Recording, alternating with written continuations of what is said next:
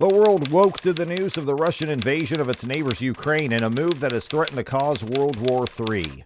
Western nations have responded by punishing Russia economically for the costly and reckless mistake of the invasion of Ukraine. Among those responding to Russia is the world's richest and most powerful entrepreneur, Elon Musk. Find out in this video Elon Musk's official warning to Russia over its invasion. Elon Musk is a man of convictions with a lot of intelligence. He has sent a huge warning and prediction to Russia, Europe, and the U.S. He believes the world could be heading for World War III, which would be devastating. If you had been following Elon Musk for some years now, you would see some of his comments about World War III. Elon Musk predicted in times past that Russia or China could spark the next all-out war in the world. His prediction was based on the country's nationalistic approach to AI technology. China, Russia, soon all countries with strong computer science. Competition for AI superiority at national level most likely cause a World War III, in my opinion, the Tesla and SpaceX CEO tweeted in September 2017. The tweet was a response to the Russian president's statement then. Mr. Putin said that the development of AI raises both colossal opportunities and threats that are difficult to predict. Whoever becomes a leader in this sphere will become the ruler of the world, he said at a meeting with students on Friday. While we expect more stiff competition in AI amidst countries, Russia just decided to invade Ukraine. This means that the battle of AI supremacy, coupled with the land-grabbing agenda of the Russian president, could gutter complicated issues and push the world to the edge of an all-out war further. Interestingly, just when the world was overcoming the effect of the COVID-19 pandemic that started ravaging the world 2 years ago, and we probably thought we were done with it this year of 2022, then came the big news of the Ukraine invasion by Russia.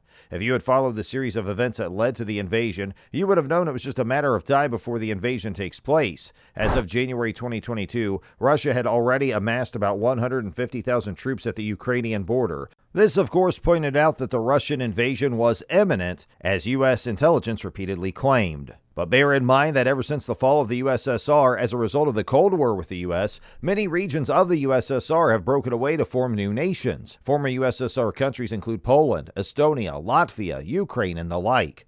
Most of these countries, immediately after their breakaway, decided to form close ties with the West by joining the North Atlantic Treaty Organization, or NATO. Since the fall of the Soviet Union, some of these countries have decided to join NATO because they fear Russia could invade them one day and integrate them back into the USSR.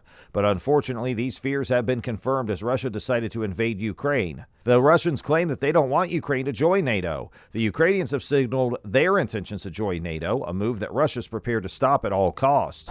Hence the reason Russia claimed it was invading Ukraine. Russia believes that if Ukraine joins the NATO, then its national security would be compromised, as that could pave the way for NATO and U.S. forces to be at the doorstep of Russia. And so because of this rationale, Putin, the Russian president, has ordered his troops to march into Ukraine to topple the government. In response to the invasion, Western nations and allies have been piling up sanctions on Russia, targeting the various sectors of the Russian economy. The West has so far tried to avoid a direct military confrontation with Russia, but relies more on economic sanctions, and so far, we have seen a lot of that. Canada, the European Union, Japan, New Zealand, Taiwan, the United Kingdom, and the United States unveiled a series of sanctions against Russia, targeting banks, oil refineries, and military exports. Also, we have seen so many other forms of measures so far.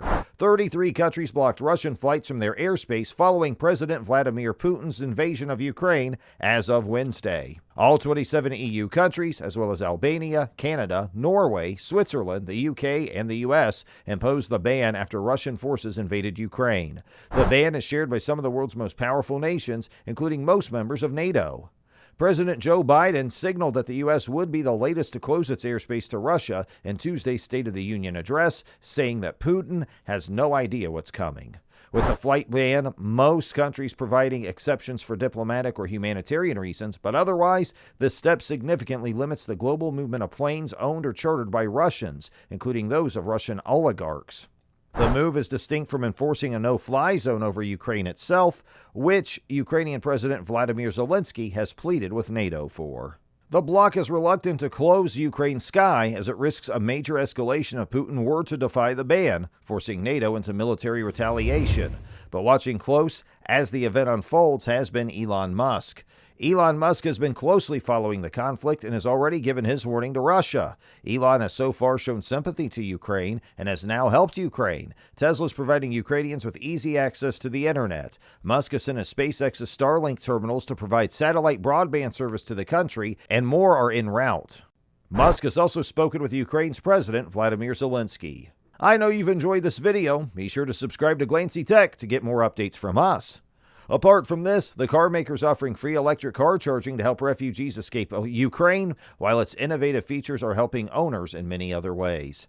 Tesla's Camp Mode offers EV owners the space to provide shelter to refugees and store goods, including weapons, food supplies, and fuel, a Tesla EV owner said in a Facebook post recently. The post also highlights the role of an EV in times of fuel scarcity. Musk is doing all of these for many reasons. Firstly, Ukraine is an ally of the U.S. Secondly, it has been rumored that Elon Musk has U.S. security clearance and would be in the position to help. Lastly, Elon Musk has a good relationship with Russia, and more of this support is expected to come in. Already, Elon Musk delivered its first batch of Starlink terminals to Ukraine after Russia's invasion of that country on February 24th caused widespread communications outages across the country. That lack of connectivity led to a government official asking Musk personally for assistance on Twitter following weeks of private negotiations. But unfortunately, the Starlink satellite could be targeted by Russia. The SpaceX chief Elon Musk warned that there was a high chance the Starlink satellite broadband service could be targeted in Ukraine, which has been hit by the Russian invasion. Earlier, internet security researcher John Scott Railton had warned that devices used for satellite communications could become beacons that Russia could target for airstrikes. Elon Musk took to Twitter to announce, important warning, Starlink is the only non-Russian communication system still working in some parts of Ukraine, so the probability of being targeted is high. Please use with caution. Musk asked users to turn on Starlink only when needed and place antenna as far away from people as possible and place light camouflage over the antenna to avoid visual detection. Also, researcher John Scott Railton shared on Twitter, if Putin controls the air above Ukraine, users' uplink transmissions become beacons for airstrikes. He explained that Russia has decades of experience hitting people by targeting their satellite communications. In 1996, Chechen President Dzhokhar Dudayev was careful, but Russian aircraft reportedly found his sat phone call and killed him with a missile strike. Commenting on Elon Musk's kind gesture was Ukrainian Vice Prime Minister Mikhailo Fedorov. He thanked Starlink for keeping our cities connected and emergency services saving lives, but he said the country needs generators to keep Starlink service online due to Russian attacks on infrastructure. In response, Musk said SpaceX was updating software to reduce peak power consumption so Starlink can be powered from car cigarette lighters. Mobile roaming enabled, so phased array antenna can maintain signal while on moving vehicle, he said.